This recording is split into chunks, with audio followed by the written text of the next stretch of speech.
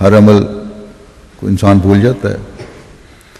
اور پھر اس کی جو اثر ہے نیکی یا بدی کا وہی دل پر قائم رہتا ہے۔ فرمایا گیا یہ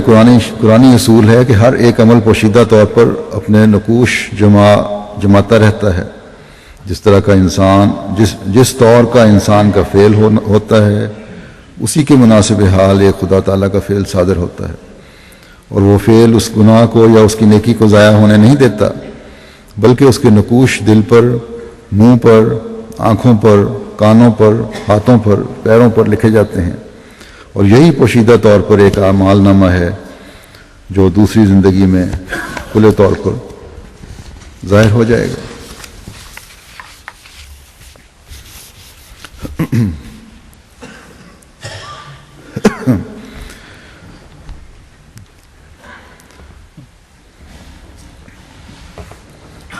اللہ تعالیٰ نے انسان کو صرف بھلائی اور خیر کے کرنے اور برائی اور شر سے بچنے کی طرف تاکید نہیں فرمائی، بلکہ اس حقیقت کی وجہ سے کہ انسان کمزور پیدا کیا گیا ہے اور کمزوریوں اور گناہوں کی طرف راغب ہو سکتا ہے، اور ان عملوں کی وجہ سے سزا کا مستوجب بن سکتا ہے۔ اللہ تعالیٰ کی وسیع تر رحمت نے بندے پر یہ بھی احسان فرمایا ہے کہ اسے اپنی رضا کے حصول کے لیے، دنیا و آخرت کی حسنات کے حاصل کرنے کے لیے، دوزخ کے عذاب سے بچنے کے لیے دعائیں بھی سکھا دی ہیں، تاکہ یہ دعائیں کرنے کے ساتھ ساتھ اللہ کے بندوں کو نیک اعمال کرنے کی طرف توجہ بھی پیدا ہوتی رہے اور برائیوں سے بچنے کا احساس بھی رہے۔ سورہ بقرہ میں اللہ تعالیٰ فرماتا ہے، یہ دو آیات ہیں کہ وَمِنْهُمْ مَنْ يَقُولُ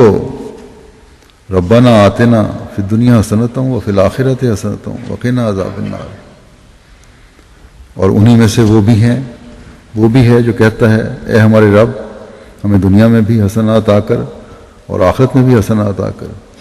اور ہمیں آگ کے عذاب سے بچا۔ پھر فرمایا اولئک لہم نصیب مما کسبوا واللہ سریع الحساب، یہی وہ لوگ ہیں جن کے لیے ایک بڑا اجر ہوگا اس میں سے جو انہوں نے کمایا، اور اللہ حساب لینے میں بہت تیز ہے۔ بس پہلے تو اللہ تعالیٰ نے فرمایا کہ مومن کے اعمال اور کوششیں صرف اس دنیا کی حسنہ کے حصول تک ہی محدود نہیں رہتے۔ ایک تو وہ دنیا کی حسنات کی تلاش میں بھی رہتے ہیں، دوسرے آخرت کی حسنات کی تلاش میں بھی رہتے ہیں، تیسرے آگ کے عذاب سے بچنے کی دعا کرتے ہیں، اور آگ کا عذاب صرف آخرت میں آگ کا عذاب نہیں ہے، بلکہ ہر ایسی چیز جو کسی بھی انسان کے لیے تکلیف کا باعث بن سکے وہ آگ کا عذاب ہے۔ اللہ تعالیٰ اس سے بچائے، یہ دعا رہتی ہے ان کی اس دنیا میں بھی اور آخرت میں بھی۔ بس اللہ تعالیٰ نے حقیقی مومن کی یہ نشانی بتائی ہے کہ اللہ تعالیٰ کی ہر خیر کے وہ متلاشی ہوتے ہیں، چاہے وہ دنیا کی خیر ہو یا آخرت کی خیر ہو، اور ہر اس عمل سے خدا تعالیٰ کی پناہ میں آنے کی کوشش کرتے ہیں جو انہیں خدا تعالیٰ سے دور لے جا کر عذاب کا باعث بنائے۔ بس یہ بڑی جامع دعا ہے، اور ہر طبقے اور استعداد کے انسان کے لیے، اس کی روحانی اور دنیاوی ترقی کے لیے بہت اہم دعا ہے جو ہمیں بہت زیادہ کرنی چاہیے۔ اور ایک حقیقی مومن کو خاص طور پر حضرت صلی اللہ علیہ وسلم نے یہ تلقین فرمائی کہ اپنی دنیا و آخرت کی حسنات کے لیے یہ دعا مانگا کرو۔ بس اس دنیا کی حسنات طلب کرنے سے انسان اللہ تعالیٰ کی ان نعمتوں کو طلب کرتا ہے جو خدا تعالیٰ کے نزدیک حسنات ہیں، جس میں پاک رزق بھی شامل ہے اور حقوق العباد کی ادائیگی بھی شامل ہے، نیک اعمال بھی شامل ہیں جو خدا تعالیٰ کا قرب دلانے والے ہیں، آسن رنگ میں خدا تعالیٰ کی رضا کے حصول کے لیے عبادات بھی شامل ہیں، اور پھر ان حسنات کی وسعت اس طرح ہے کہ جو حسنات ایک انسان کے علم میں ہیں یا نہیں، وہ بھی ایک مومن خدا تعالیٰ سے مانگتا ہے، اور جب یہ حسنات اللہ تعالیٰ کی طرف سے مل رہی ہوں گی تو دنیا کی ہر قسم کی تکلیفوں اور ایسے اعمال جو اسے آگ کے عذاب کا مورد بنا سکتے ہوں، اللہ تعالیٰ ان سے ایک حقیقی مومن کو بچا لیتا ہے، اور یہ دنیا کی حسنات ہی آخرت کی حسنات سے نوازے جانے کا بھی باعث بنتی ہیں۔ مسیح موعود علیہ السلام کے دو اقتباس میں نے لیے ہیں جو اس پر بڑی روشنی ڈالتے ہیں۔ آپ فرماتے ہیں کہ مومن کے تعلقات دنیا کے ساتھ جس قدر وسیع ہوں وہ اس کے مراتب عالیہ کا موجب ہوتے ہیں، کیونکہ اس کا نصب العین دین ہوتا ہے، اس کا نصب العین دین ہوتا ہے یعنی مومن کا، اور دنیا اس کا مال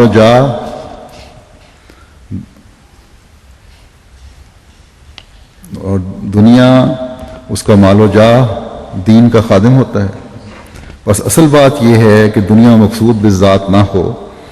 بلکہ حصول دنیا میں اصل غرض دین ہو، اور ایسے طور پر دنیا کو حاصل کیا جاوے کہ وہ دین کی خادم ہو، جیسے انسان کسی جگہ سے دوسری جگہ جانے کے واسطے سفر کے لیے سواری یا اور زیادہ راہ کو ساتھ لیتا ہے تو اس کی اصل غرض منزل مقصود پر پہنچنا ہوتا ہے، نہ خود سواری اور راستہ کی ضروریات۔ اسی طرح پر انسان دنیا کو حاصل کرے مگر دین کا خادم سمجھ کر۔ اللہ تعالیٰ نے جو یہ دعا تعلیم فرمائی ہے کہ ربنا آتنا فی الدنیا حسنۃ وفی الآخرۃ حسنۃ، اس میں بھی دنیا کو مقدم کیا ہے، لیکن کس دنیا کو؟ حسنت دنیا کو جو آخرت میں حسنات کی موجب ہو جاوے، اور اس دعا کی تعلیم سے صاف سمجھ میں آتا ہے